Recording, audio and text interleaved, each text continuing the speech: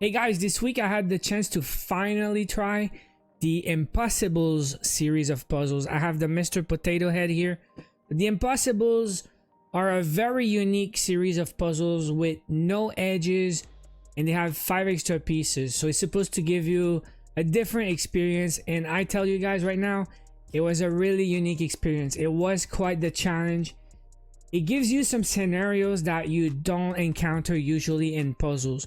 When you have borders, there's two things that's gonna happen. One, like a lot of people start with the borders or the edges. It's gonna give you the limits, the size of the puzzles. Also, it's gonna remove a bunch of pieces right at the start, so you have less pieces to work with. So this one does not have edges. So when you start the puzzle and for the whole experience, you don't really know what's going on. You're assembling stuff with patterns or colors, but you don't know where they're gonna go. You don't know where it starts, where it ends. And this one specifically is it's a bunch of repeating patterns. So you're gonna see some of these blue shoes, the green hats, the eyes, the yellow goggles or glasses. So you have a bunch and they're all the same. So I'll tell you about the experience, but what happens is you have a bunch of blue shoes, but you don't know which ones go up and down or upside down, left or right. So you are lost from the start to almost the finish. Really cool challenge. Like some guys say, oh, this is not for me, it looks way too hard. If you have the chance to try an Impossibles puzzle, it's really satisfying, rewarding. When you progress, you feel some excitement. So yes, that was a positive experience. So I'll give you the story first, but why I say I finally tried this puzzle, because it's been on my wish list for a while. I didn't want to do the Potato Head initially. It was the Monopoly. I saw it first when I started puzzling on the first times I was shopping on websites. And when I saw puzzles I thought were pretty cool and I want to try later, I would put them on my wish list. And the first one from the Impossibles that caught my attention was the Monopoly, and I put it on my wish list, but it was sold out.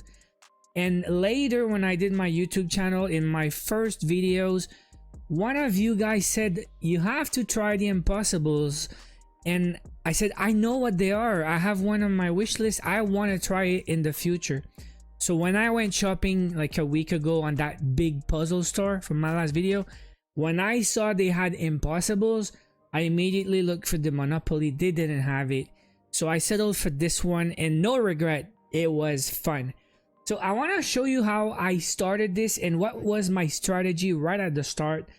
And straight to the sorting is how I already planned to do it like that. So I plan to do the blue first. I said I'll put every single piece that has blue is gonna go on the first tray. I use my puzzle trays.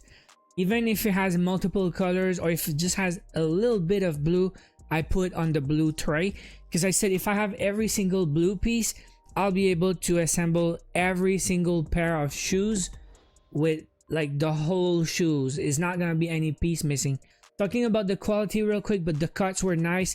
They were all unique pieces, so no misfits. The only problem is they're like, it's high quality pieces. They're really solid pieces, like not wooden, it's still cardboard, but they're really hard.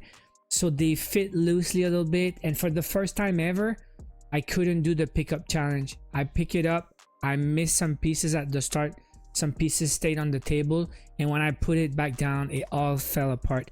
No big deal for me. I said every time, I don't care if I failed the pickup challenge, I would do another Impossible in the future because it was such a great experience. So this is how it went. I started with my sorting. I went one tray for the blue, one for the green, one for the yellow, one for the ears, one for the brown, like the hats and the mustache, and the last tray was the leftover. And normally it would be just red and white, the background, the eyes, and the arms. So I started assembling exactly in that order. I started with the blue tray, and right at the start I start separating the pieces with 2 colors. Either it had blue and green, blue and brown, blue and pink. So I was able to match some 2 or 3 pieces pretty quick.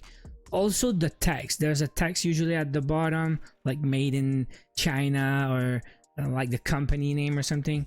But yeah, then I started assembling the blue stuff. I put, like, you see the two pieces, right? There's an eye and there's like a middle of a shoe. And then from that, I tried putting the left and right corners that would go there and try to, like, yeah, match, because it's a lot of pieces and they look the same. I think it took me a while to realize what was going on. And then this is where you're gonna see the real purpose of the challenge. The fact that there's no edge means that sometimes some shoes will not be complete. There's either missing the bottom of the shoes or the right part of the shoes. So that means they will be on the edges and they're cut by the end of the puzzle. But still, you don't know that when you're assembling. You have part of shoes and you're still trying to complete them with the pieces you have. You're still wasting time, I would say, trying to fit pieces on a shoe that will never have its missing piece. But you don't know until it's over. You only realize when it's over and there's no more blue pieces and you see some shoes are not complete. So now you know it's gonna be the edges somewhere. You don't know where. You don't know if it's gonna be on the side, on the top, upside down. It's really challenging for the brain. It's a pretty good exercise because you've been doing so many puzzles and you're not used to that. You have to rethink. Also, it helps you maybe stop wasting too much time when something's not working, especially because there are 5 extra pieces. So some pieces you're wasting time, but maybe it's not even in the puzzle. So you have to learn to just move on. If it's not working, if it's missing a piece, don't spend too much time finding that piece, because maybe it does not exist. And maybe that piece you have in your hand that you're trying to see where it goes, maybe it goes nowhere. So you have to learn to just let it go. Start something, work something. If it's not working, move to the next one. Try something else. If it's not working, move on. You have to learn to move on, because you're gonna waste hours for nothing. But no matter what, I was able to complete all the blue part. So I start working with the green. Pretty much the same strategy. Separate the double colors. If I had green and pink, green and red, green and brown, would try to put the pieces together, trying to sort by like patterns. If I had some pieces that are like triangles of green on a red background, it would be a left or right triangle. I think that was much faster now. Green was faster than blue because I kind of knew what I was doing now. I kind of knew I was trying to look for patterns, look for all the corners, all the middles, all the top with the little button, and then start assembling left hats and right hats. And you can see what I have now. A bunch of shoes with hats and a few extra hats on the side. Now it's time to work on the yellow, trying to assemble all these glasses. So I had a good strategy here. Again, I put on the side all the loops. Now I had some clues because of the shapes. Either it was a red in or a red out, or a yellow in, yellow out. So I was trying to match, and every time I could match, I would put on the side, and then start assembling the doubles, because I know they all have a pair somewhere that's gonna go together. So yeah, it was a bit of a challenge too. You can see I'm at 5 hours plus already, and I'm still working on the glasses. So after I'm done with the double loops, I try to find like the corners of the glasses. They're little more square parts, you know, like you have round parts, you have straight parts. I think the tough part was the round parts, and after that it went pretty smooth doing the branches of the glasses. Now next part is the ears. So again, same strat. I start doing pink and brown, pink and light brown, and then I realized, hey, you know, these parts with a shoe and a hat, they all have a bit of an ear there. So I try to just complete all of these. So you can see I put on top of the table the parts I think are done. There's a full pair of shoes, there's a hat, and there's a completed ear.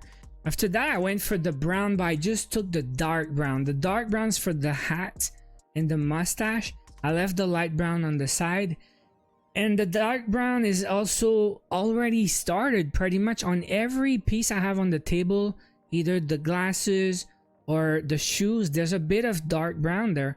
So So it could be a mustache or a hat. Now I realized that the darker brown is for the hat, and every glasses on the table had a piece of a hat really close. So I decided to go straight for that. I'm gonna complete all the hats that are near glasses, and then I realized the glasses attached to a pair of shoe or a hat. So look at the top of the table now. It's every big cluster of shoes, hat, and glasses. If I knew I was finished, completed part of like the full hat, I would put on the top of the table and just leave it like that, start working on something else. And yeah, it's beautiful. You can see some progression now. I know I'm going somewhere. So next part, I decided to start working on the potatoes, and it's gonna be pretty similar strategy. I left the other dark brown on the side for now. I didn't want to finish the mustache. It was kind of hard, the mustache with the nose, maybe too much to work with and not enough information. I thought it was gonna be easier to go for the potatoes instead, because I already have some parts that are started and I would have to just complete, and that's what I did. And then again, same thing. If I had a bit of a potato on a cluster and another bit of a potato on another cluster, like the potatoes will link two clusters together. And yeah, that's what I started doing. Started working on the potatoes, and when I see bottom of potatoes, I would try to fit them to attach clusters together. Now look at that. It's time to put the stuff together. I would say that was the most satisfying part, is when I knew I had to just put the big clusters together because there was nothing else to work with. Now it was quite a challenge to assemble that part. Like, it looks easy, but you know what the edges are, because they're all ins, no out. So you would know, like, this is gonna be a corner somewhere. I don't know which one, but it's gonna be a corner. I'm pretty sure like the text is gonna be at the bottom. So I tried figuring out stuff. I needed to make some room on the table and like replace some stuff somewhere else, but I did make it. And after that, now I have my puzzle. I know it's the dimension there, and there's just some holes to fill now, and it's gonna be some red and white, mostly a little bit of brown that I left. So then I decided to go for the brown and just fill the blanks, like the mustache and the red nose. This is what I had left, red nose and mustache. And I did most of it, and then it was time to just, everything else I sort by shape. And then if you see, it's just little blanks to fill. Some are just one or two pieces, so that was quite easy. When you're already sorted by shape, you just look for the right one pretty much. And then I had like clusters of 3, 4, 5, 6 pieces. So yeah, go for the corners, try to see if it's gonna be 1, 2, 3 ins, try to find the right shape, the right piece. And it went pretty smooth. Maybe 2 hours, less than 2 hours to fill the blanks there. And every single piece you put in there is pure satisfaction. It was a really cool puzzle, guys. It was like a whole 12 hours and 15 minutes total, which is much longer, like twice as long as my usual 1000 pieces.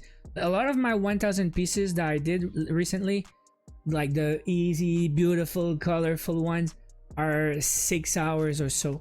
This is not even 1000 pieces. This is 750.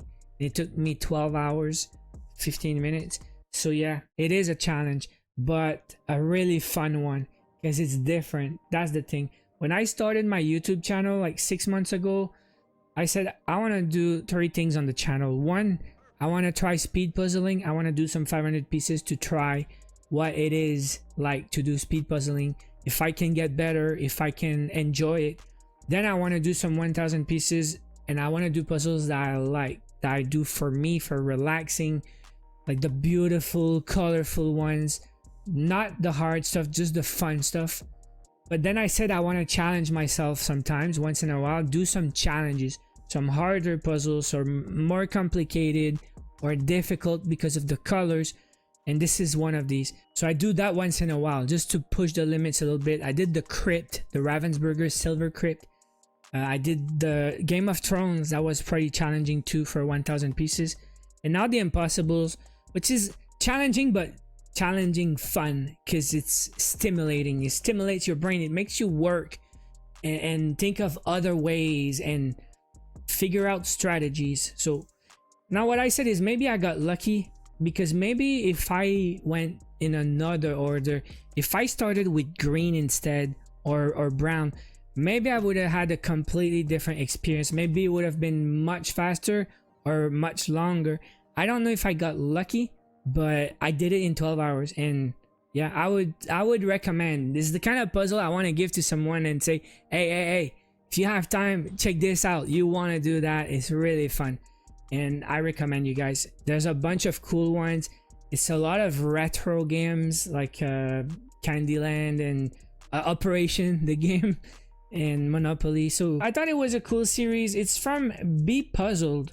People don't talk about it much. I think it's underrated and people should talk about it more. Let me know in the comments if you ever did one.